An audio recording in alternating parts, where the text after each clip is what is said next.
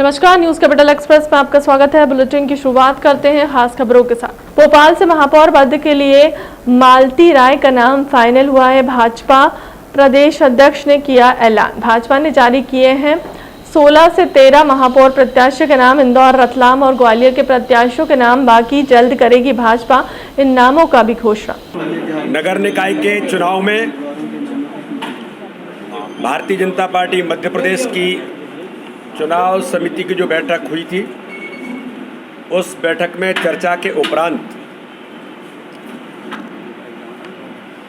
जो नाम प्रत्याशियों के महापौर के लिए जिनको स्वीकृति प्रदान की गई, ऐसे नामों का मैं आपके सामने उल्लेख कर रहा हूं। मुरैना नगर निगम के महापौर के प्रत्याशी के लिए श्रीमती मीना जाटव, सागर महापौर के प्रत्याशी के लिए श्रीमती संगीता तिवारी,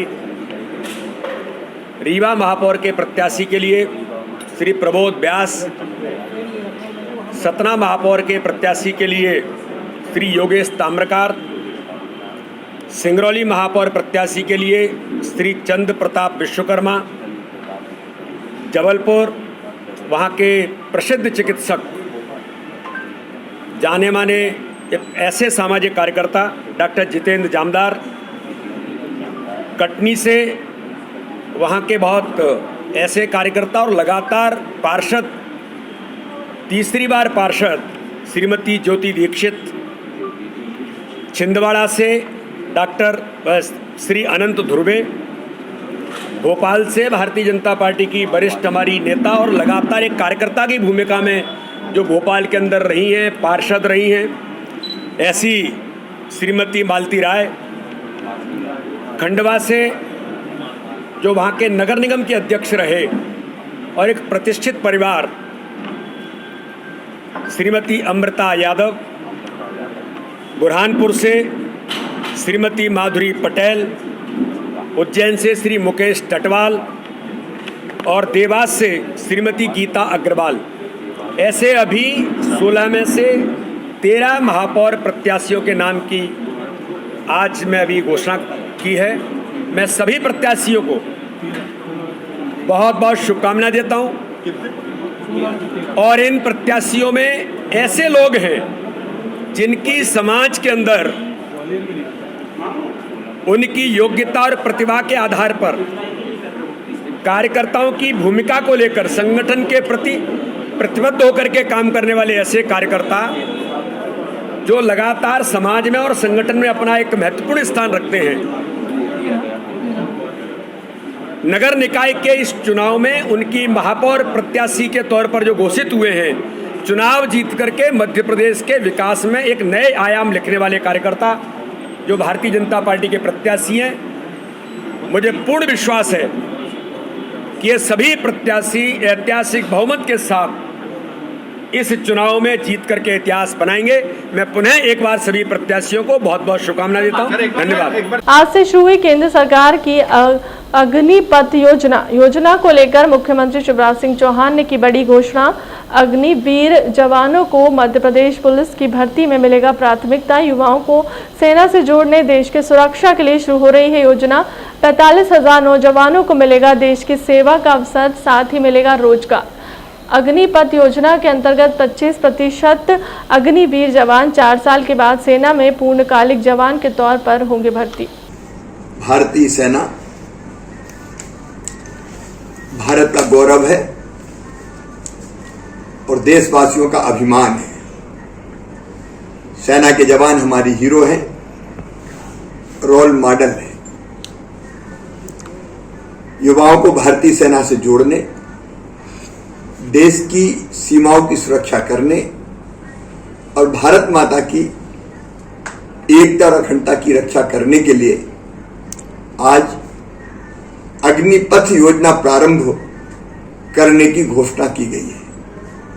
सेना से जवानों को जोड़ने की यह अद्भुत योजना है और इस योजना के लिए मैं हमारे प्रधानमंत्री श्रीमान नरेंद्र मोदी जी को हृदय से धन्यवाद देता हूं, रक्षा मंत्री जी को बधाई देता हूं। इस सेवा के माध्यम से न केवल हम भारत माता की सीमाओं की रक्षा करेंगे, बल्कि 45,000 नौजवानों को देश की सेवा के अवसर के साथ साथ रोजगार भी मिलेगा। मैं युवाओं को आह्वान करता हूं, वे इस सेवा के अंतर्गत भर्ती के लिए आगे आएं, परीक्षा दें, सफल हों, देश की सीमाओं की सुरक्षा करें, अपने जीवन को सफल और सार्थक करें। 4 साल के बाद ऐसे जवान जो अग्निपथ योजना के अंतर्गत सेना में भर्ती होंगे, जिनको अग्निवीर कहा जाएगा, उन अग्निवीरों को मध्य प्रदेश पुलिस की भर्ती में भी हम प्राथमिकता देंगे।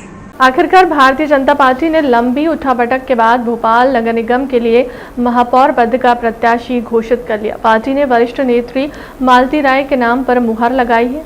अपने नाम की घोषणा के बाद मालती राय भाजपा के जिलाध्यक्ष सुमित पचौरी के साथ खेड़ापति मंदिर पहुंची और भगवान के दर्शन कर मत्था टेका। इसके बाद वह पार्टी के मुख्यालय पहुंची और पार्टी अध्यक्ष वी.डी. शर्मा से मुलाकात की। इस दौरान उन्होंने मीडिया से बात करते हुए विकास के अपनी प्राथमिकता बताई। देखिए मित्रों, ये भारतीय जनता पार्टी है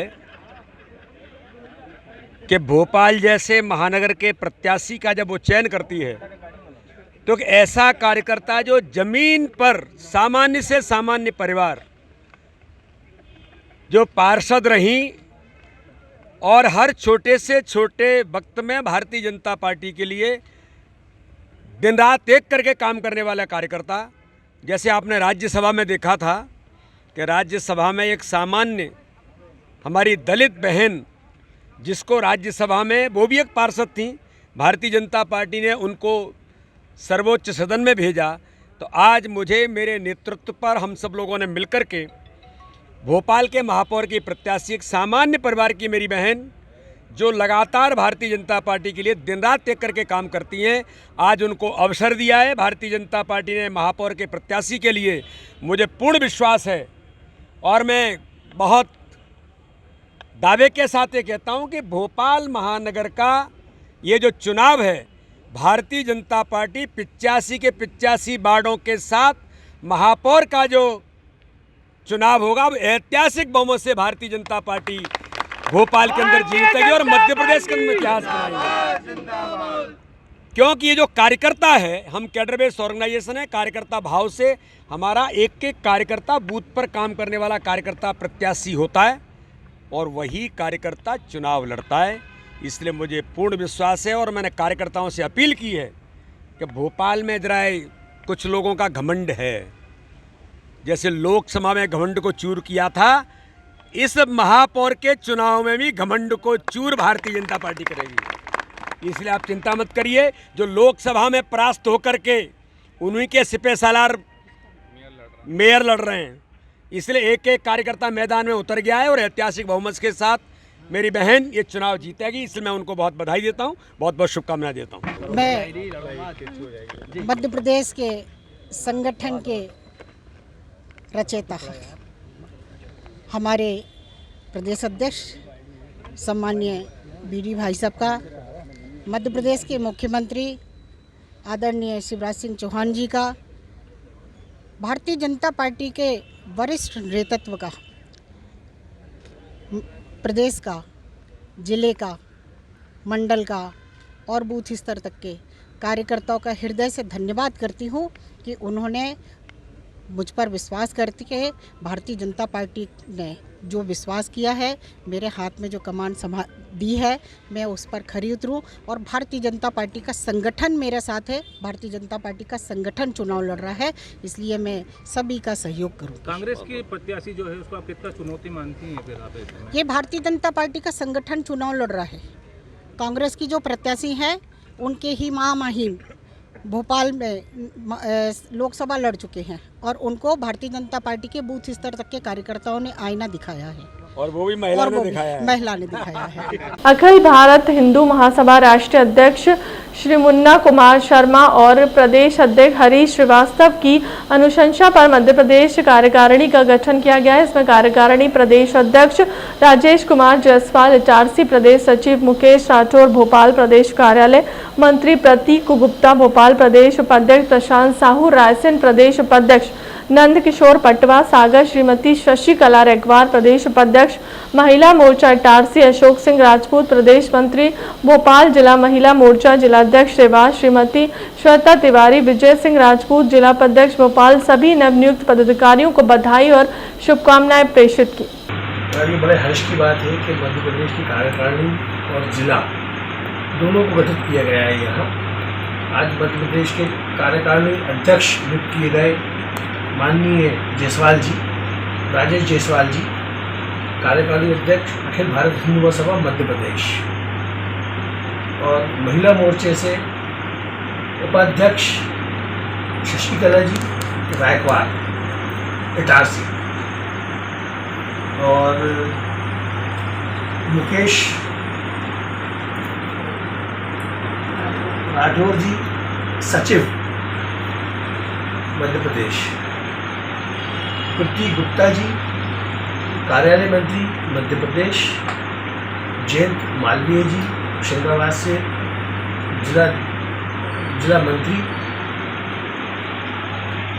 और भोपाल से सज्जू कांजी बल्लू भैया जिलाध्यक्ष भोपाल,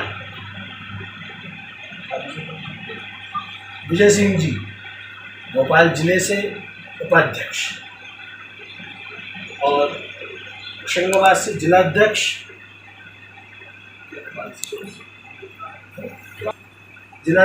होशंगाबाद, मध्य प्रदेश अशोक सिंह जी मंत्री मध्य प्रदेश। सर, आज जो सदस्यता ग्रहण हुई है, लगातार देखा जा रहा है कि अखिल भारत हिंदू महासभा सक्रिय होता रहा है, ग्राउंड लेवल पे भी काम कर रहा है, समाज के मुद्दाओं को उठा रहा है। जिस तरह से नगरीय निकाय चुनाव, पंचायत चुनाव आ रहे हैं, सर उनको लेके क्या भूमिका रहेगी? पंचायत चुनाव में हमारे एक भोपाल से दो पंचायत चुनाव में 2 हमारे सरपंच भाग ले रहे हैं। एक है अवधेश जी सेंगर, जिला ग्राम गोंदर बरखेड़ा, और एक और है श्रीमती राजकुमारी जी। सर, कितने कार्यकर्ता उसमें उतरेंगे? अभी क्या आंकड़ा है आपका जो आप फाइल बनाए हैं? कार्यकर्ता तो साथ सभी साथ देंगे और सहयोग प्रदान करेंगे। जीतने के लिए लड़ना है, जीत के आएंगे। सर, जो सदस्यता आज ग्रहण करवाए हैं, क्या उम्मीद करते हैं? उम्मीद करते हैं कि प्रदेश में बहुत तेजी में सदस्यता अभियान चलेगा और लाखों की तादाद में सदस्य बनाएंगे। Madhya Pradesh state civil supplies corporation limited के द्वारा प्रदाय योजना में अनुबंधित वाहन अन्य परिवहन कार्य कर रहे हैं। मौके पर एसडीएम सीपी पटेल भी पहुंचे, जिन्होंने जांच के आदेश दिए हैं। जांच नागरिक आपूर्ति निगम और खाद्य विभाग के द्वारा की गई, जिसमें नागरिक आपूर्ति निगम ने तो क्लीन चिट दे दी है, लेकिन खाद्य विभाग ने पंचनामा बनाकर ट्रकों को सील कर दिया। R B agro food industries company है जो ज़िले में व्यापारियों से टैक्स पेड माल खरीद करके और यहाँ पर स्टोरेज कर रहे क्रिस्टल वेयर हाउस में।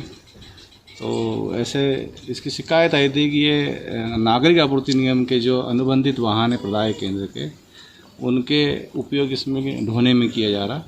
हमने जांच की है, कुल 7 ट्रक आज यहाँ आए थे, जिसमें 2 खाली होकर चले गए और 5 ट्रक अभी खड़े हैं भरे हुए।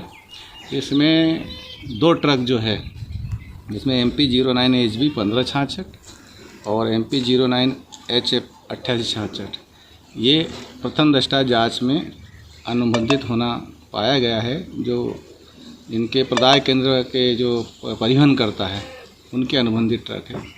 हमने उसको जांच में लिया है, पंचनामा बनाया है, बयान लिए है और अभी खड़ा करा दिया है एक साइड से उनको, कि जैसे अब तक जांच पूरी नहीं होती और जैसे होगा वरिष्ठ अधिकारियों के निर्देश मिलेंगे तब इनको विरुद्ध कार्रवाई भी होगी।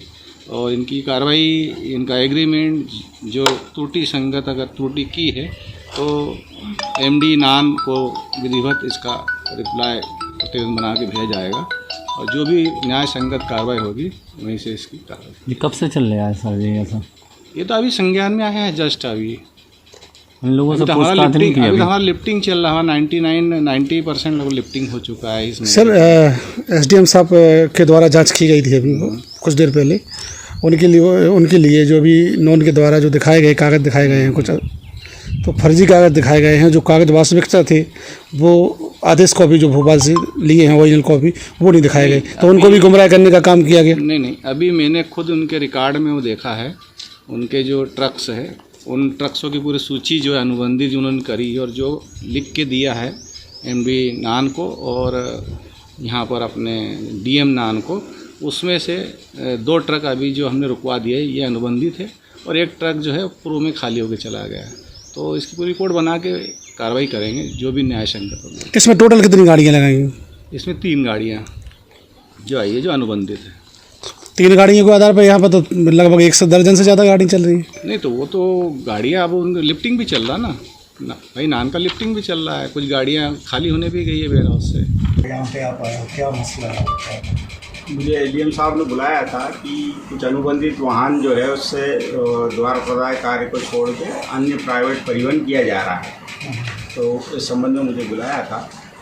तो हमारी जो निविदा की कंडीशन है उसमें यह है कि जो परिवहनकर्ता के स्वयं के वाहन होते हैं, जो 7 वाहन उसने हमें दिए हैं, उन वाहनों से यदि वो कोई अन्य कार्य करता है, द्वार प्रदाय कार्य के जारी रहते, तो वो उस पर रोक है।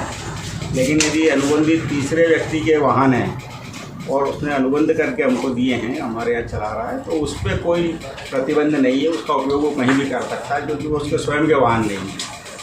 राजन दिवस में अभी जो नागरिक आपूर्ति निगम से जो अनुबंधित किया है उनमें ये 3 ट्रक हमने देखा कि वो हैं जो अनुबंधित हैं और वो प्राइवेट परिवहन कर रहे हैं। इस मामले में क्या रूल्स रेगुलेशन है? उसमें 100% उसको अधिकार है, वो दूसरा कार्य कर सकता है, कोई दिक्कत नहीं है। अनुबंधित वाहन से बिल्कुल 100% कर सकता है। स्वयं के वाहन नहीं होना चाहिए। तो अगर दूसरे के वाहन है उसमें अनुबंध करके रखे हैं तो उससे अगर वो प्राइवेट कार्य करता है तो हमारी तरफ से कोई, हमारी निविदा में कोई रोक नहीं है उस पर। नागरिक आपूर्ति निगम जब टेंडर जारी करती है तो उसकी क्या ये गाइडलाइन है कि उसके पास कितने निजी वाहन होना जरूरी है? बिल्कुल, वो टेंडर में निर्धारित है कि किस सेंटर के लिए कितनी क्षमता के वाहन देना है। तो उन्होंने 7 वाहन स्वयं के दिए हैं और उसकी निर्धारित वाहन क्षमता होने के कारण उसका टेंडर निगम मुख्यालय प्रबंध संचालक महोदय द्वारा पास किया गया। प्राइवेट अन्य व्यक्तियों से कोई फर्म जब नागरिक आपूर्ति निगम से अनुबंधित करती है तो प्राइवेट वाहनों को भी वो अपने साथ संलग्न करके अनुबंध करके उसका अनुबंध सकता है। हाँ, प्राइवेट वाहन का अनुबंध अलग देना पड़ता है। स्वयं के वाहनों की जानकारी वो अलग देता है और प्राइवेट वाहन से जो अनुबंध करता है तो स्टाम्प पे अनुबंध होता है उसका, लेकिन उसमें ये रोक नहीं कि उससे वो अन्य कार्य नहीं कर सकता। यहाँ जो वाहन आपने जांच के दौरान पाए हैं ये वाहन निजी वाहन देखे आपने या प्राइवेट मतलब अनुबंधित वाहन यहाँ पर पाए गए? इसमें पर्सनल वाहन है या अनुबंधित वाहन? नहीं, ये पर्सनल वाहन उसका एक भी नहीं है इसमें। जो अभी मुझे जानकारी दी हमारे कर्मचारी ने, उसने चेक कर लिया है। जो हमारे पास लिस्ट है और टेंडर में जो भोपाल में ऑनलाइन प्रस्तुत किया उसने, तो स्वयं के वाहन एक भी नहीं है इसमें। और अनुबंधित वाहन है तो उस पर कोई हमारा प्रतिबंध या वो नहीं है। तेज रफ्तार से आ रही शताब्दी एक्सप्रेस बस खाई में पलट गई। लखनऊ से इंदौर जा रही बस पचौर के समीप अनियंत्रित होकर पलटी खा गई, जिसमें कई लोग घायल हो गए हैं। कई घायलों का इलाज पचौर में किया जा रहा है, जबकि गंभीर घायलों से 3 घायल को जिला अस्पताल शाहजहांपुर भर्ती कराया गया है, जहां पर इलाज जारी है। आपको बता दें कि यह बस लखनऊ से इंदौर जा रही थी और बस सवार एक यात्री ने बताया कि वह परसों से ही बस में बैठे थे और इंदौर जा रहे थे। लगातार बस ड्राइवर तेज गति से बस चला रहा था। क्या नाम है आपका? सर रमित कुमार। कैसे क्या हादसा हुआ? सर हादसा का तो सर कुछ मालूम नहीं, मैं पीछे था सर, अंदर सवारियों के पास था, टिकट चेक कर रहा था। क्या स्टीयरिंग फेल हुई कि ब्रेक फेल हुई, क्या हुआ तो ड्राइवर को ही मालूम। जब तक अंदर से मैं बाहर आया तब तक गाड़ी पलट चुकी थी। कहाँ के रहने वाले हैं आप? हम तो कानपुर। कहाँ से कहाँ जा रही थी बस? ये जा रही थी कानपुर से गीता भवन। बस चली थी कल लखनऊ से और सुबह 6-7 बजे का टाइम था। बस काफ़ी स्पीड में चला रहा था ड्राइवर, उसकी आंख लगी है, क्या हुआ है उसके बाद पूरी बस सब जितने भी आदमी थे सबको लेके पलट गई है वहाँ पे। मतलब ये है कि बस हाँ, बस बहुत तेज़ चला रहा था, बहुत ज़्यादा स्पीड में। कहाँ से कहाँ जा रही थी बस? ये लखनऊ से इंदौर। आपके साथ में कौन सा और कौन घायल हुआ? अभी मेरे साथ मेरी वाइफ है, उनको ज़्यादा चोट आई है। क्या नाम है उनका? रेनू नाम है उनका। आपने बस चालक को कहा कि गाड़ी धीरे चलाए? उसको और कई लोगों ने कहा था कि बस धीमे चलाओ, पहले रात में जब कर रहा था लोगों ने बताया है, लेकिन वो बस रात से ही तेज़ चला रहा था 3 बजे के बाद से। कौन सी जगह हुआ है हादसा? पचोर के पास। क्या नाम है आपका? सौरभ नाम है मेरा। इंदौर में फिर एक बार फैक्ट्री में काम के दौरान ऊंचाई से गिरने से मजदूर की मौत का मामला सामने आया। सूचना के आधार पर भंवरकुआं पुलिस ने मर्ग कायम कर जांच शुरू कर दी है।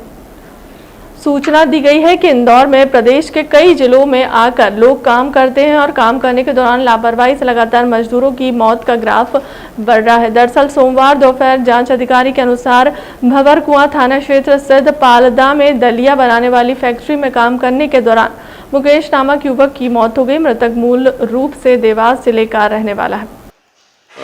अभी हमको एमवाई से सूचना मिली है कि एक गायत्री नगर पालदा में एक फैक्ट्री में काम करते समय चढ़ाव पे से नीचे गिर गया है। तो मुकेश पिता चंदर, ग्राम बड़कन, सतवास, जिला देवास का है। क्या कर रहा था मतलब? ये वहाँ दलिया फैक्ट्री है, उसमें काम करता था। कुछ पूछताछ? अभी परिजनों का इंतजार है, वो आ जाए, उसके साथ वर्कर जो काम करने वाले वो आ जाए। मालिक कौन है जिसकी है? नहीं, अभी इसके बारे में कोई जानकारी नहीं है। पोस्टमार्टम का इंतजार है। अभी मैं बैठा हूँ, परिजन आ जाए, घर वाले आ जाए तो देखते हैं फिर। क्या नाम था इसका? इसका नाम मुकेश पिता चंदर है। आपका नाम बताइए। एएसआई राम प्रसाद मालवी, थाना भंवरकुआं, इंदौर। मध्य प्रदेश अग्रवाल महासभा के विधान के अनुसार 6 मार्च 2022 को महासभा के त्रैवार्षिक चुनाव संपन्न हुए, जिसमें डीपी गोयल को सर्वसम्मति से निर्विरोध अध्यक्ष पद पर निर्वाचित किया गया। गोयल ने कांग्रेस और बीजेपी निकाय चुनाव में अग्रवाल समाज को टिकट देने की मांग की। उन्होंने कहा कि अग्रवाल समाज को टिकट मिलते हैं तो वह तन मन धन से उनका साथ देंगे। निकाय चुनाव में जहां भी ओबीसी वर्ग के आरक्षण की ठंडा भी नहीं हुआ है, अब अग्रवाल महासभा ने भी कांग्रेस और बीजेपी से निकाय चुनाव में पार्षद और महापौर का टिकट देने की मांग की है।